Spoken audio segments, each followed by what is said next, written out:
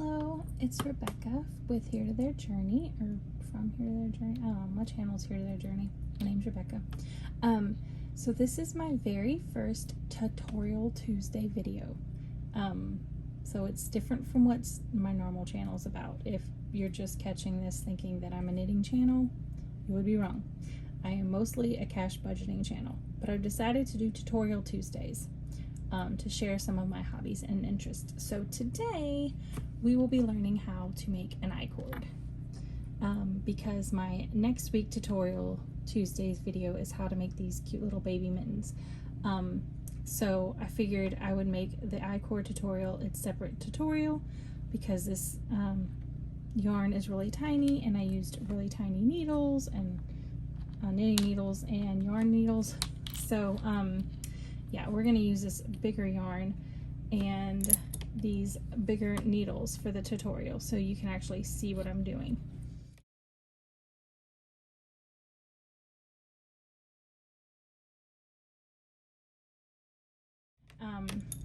But first, there's something that I like to do on my budgeting channel, and it's read a Bible verse, so we're going to do that on Tutorial Tuesday as well. Fear thou not, for I am with thee. Be not dismayed, for I am thy God. I will strengthen thee, yea, I will help thee, yea, I will uphold thee with the right hand of my righteousness. Isaiah 41:10. So, if you're new to my channel because you're trying to figure out I-cord, I have read a different scripture that was kind of like this, where I said, nowhere in the Bible does it say that God will not give us more than we can handle. The truth is, God won't give us more than He can handle, and He can handle everything. So we're not supposed to be afraid or fearful or discouraged, because He will strengthen us, He will help us, He will uphold us by His righteous hand. So there we go. Now I'm going to move all these tiny things to the side, get my big needles, and we'll learn how to make an I-cord. Now for this I-cord I used a 3-stitch strand, so you can do a 3 or a 4. I don't know if I would do 5, but I guess you could try it if you needed it really big. Normally if you want it bigger or smaller, you just go up with your yarn or needle size, and you can do a stitch or 2. So you're gonna make a slip knot. If you don't know how to make that, I just wrap it around my finger and the yarn's back here, and then I pull it through the yarn. I don't know how clear that was, but that's a slip knot. And then you put it on your hook and you tighten it up. And you want this tail to be somewhat long, and you put the tail behind this back finger, so it's like that. You just put your thumb and your pointer, oops, sorry, I'm new to this. Put your thumb and your pointer between there. You're gonna grab this yarn back there and under here and separate it. There's probably better tutorials, but this is the long tail cast on, if you look that up. So, sorry. You go under this one, and then around this one, and back through this one, and you can drop it and pull it up. And that makes 2, and you're going to do it again. Again, if you want to know how to do this, I'm sure you can look up a long tail cast on video, and it'll show you. So I'm going to show you how to make a 3 cord and a 4 cord. So we're going to start with the 3 cord. All right, we're done with the tail, so we're just going to let it hang. I do continental knitting, so I hold it in my left hand. I just drape it over my pinky, turn my hand, pick up my pointer, and wrap it around. That's what's comfortable for me, but you can do whatever style you want. I find continental knitting's a lot faster, and if you crochet, you already hold the yarn in this hand, so it's easier to go back and forth between the two. All right, so we're gonna just knit across. So we're gonna stick the needle from the front to the back. We're gonna grab the yarn. I tend to grab it with this finger too, especially on the first stitch. It just tends to be a little tight on this first row. And then we're gonna slide it off. We're gonna go from the front to the back, wrap the yarn, and pull it through, slide it off. Go from the front to the back, wrap the yarn, pull it through, and then pull this needle out. And you can tug on this tail, and that's going to kind of clean that up. I tend to do this after every row. Now, normally for knitting, we would swap these and then go back across, but we don't want that for the I-cord. So what we're going to do instead is, that's why you need double pointed needles. I didn't say that in the beginning, but you need double pointed needles to make this easy. So you just slide it on over, get your yarn ready again, and you're going to knit across. And this row will be a lot easier than that first row, because the first row was kind of tight from the cast on. And the more rows you get, the easier it will be, because you'll have like some little work down there, yeah, to hold on to. And you slide across and you go again.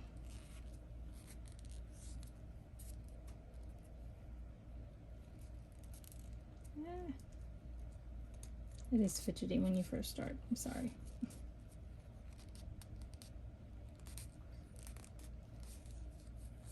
So you just keep doing that, and you can already see that it is starting to make like this tube. So the I-cord, it's like a tube.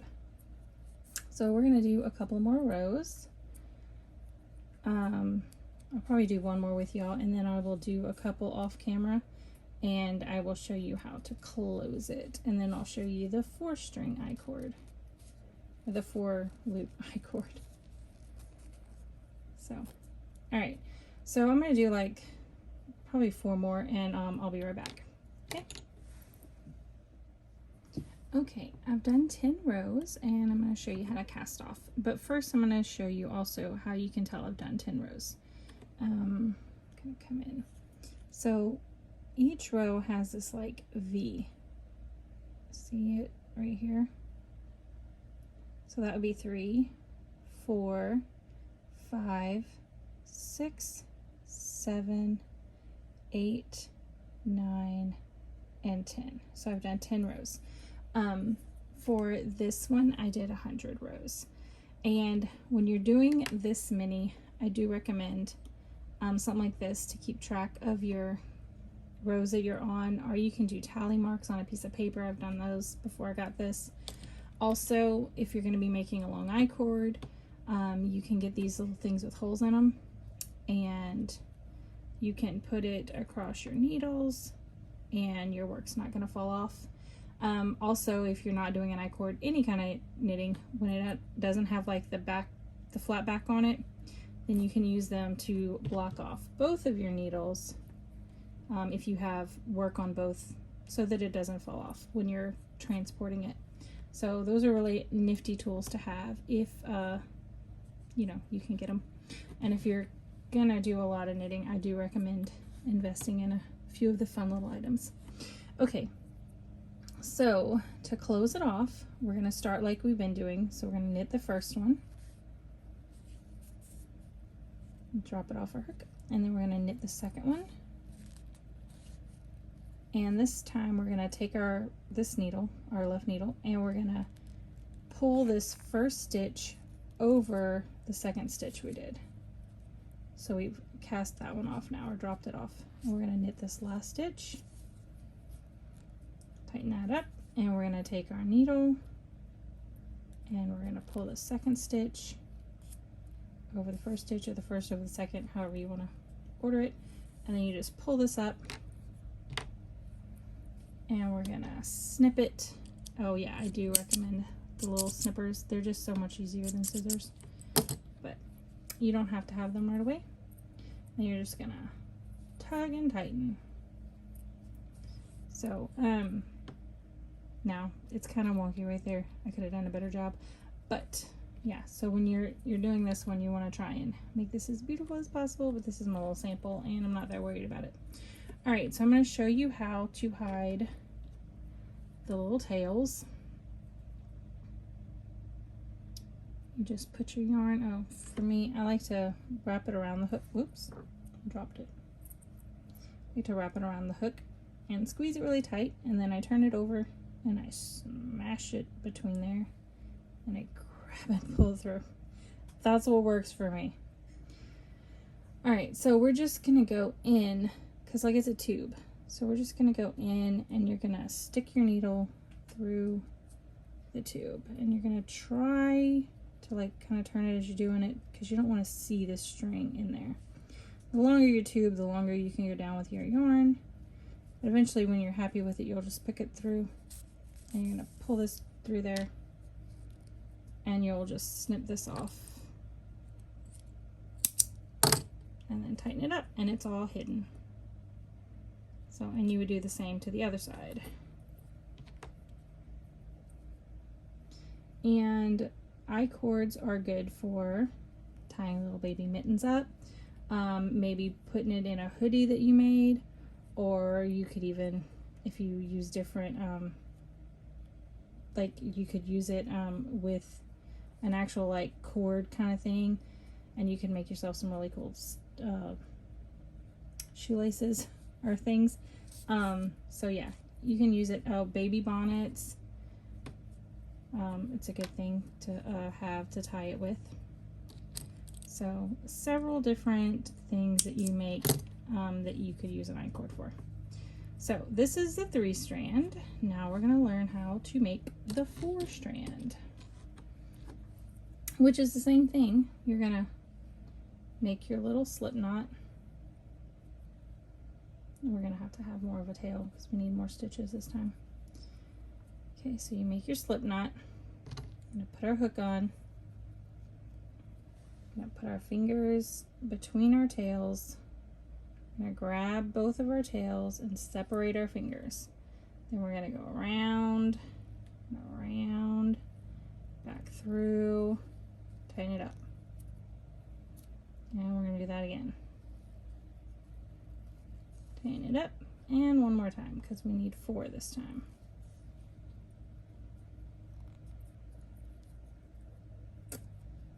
And snug it up. There we go. Then we're just going to slide it over, grab our other needle, prepare our yarn around our hand, and knit across. Again, this first row can be a little tricky.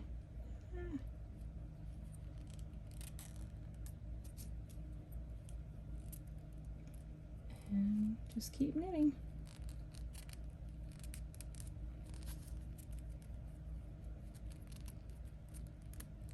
Oops, I didn't go through right. There we go.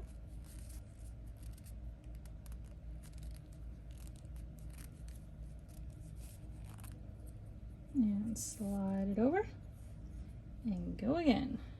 Gotta pull some more yarn out.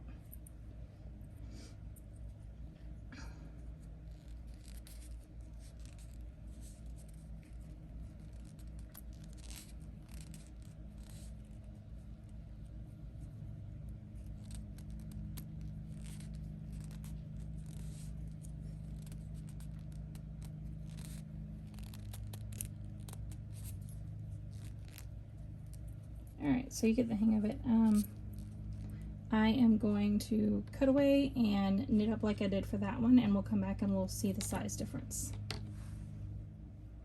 Alright, so I've done, I think 11 rows.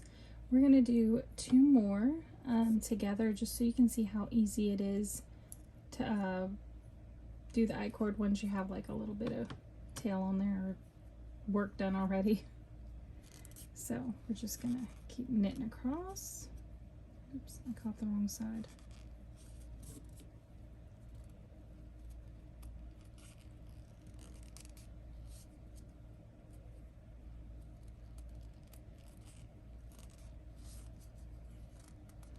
And on the first and last stitch, you're gonna wanna really tug at that yarn to try and prevent big loops.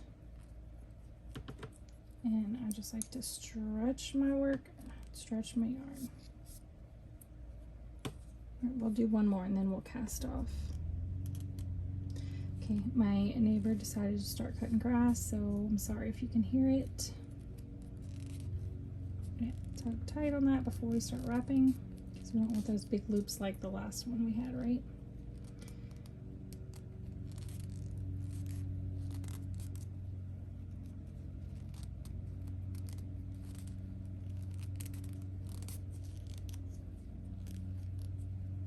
There we go. All right, so we're going to cast off now. So we're going to knit the first one, pull taut. We're going to knit the second one, pull taut. And we're going to pull this over this one,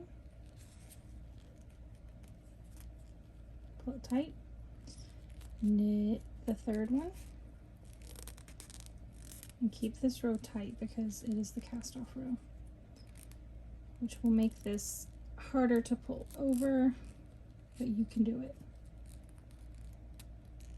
Just be very careful.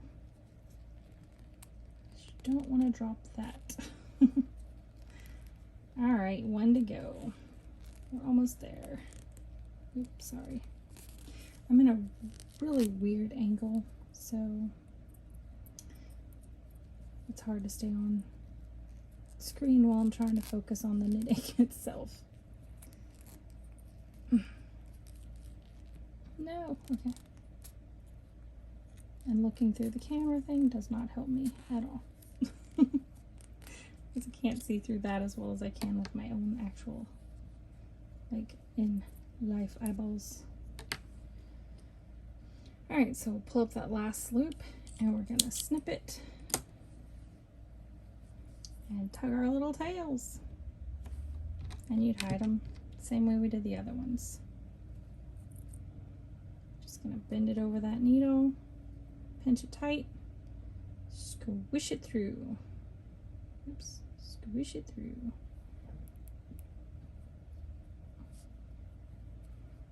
There we go. Now we're gonna feed it through the tube.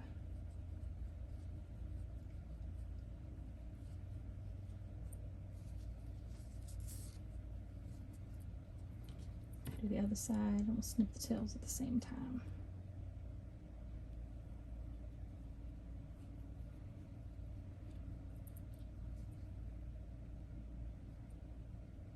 So just go down the center. And go straight down.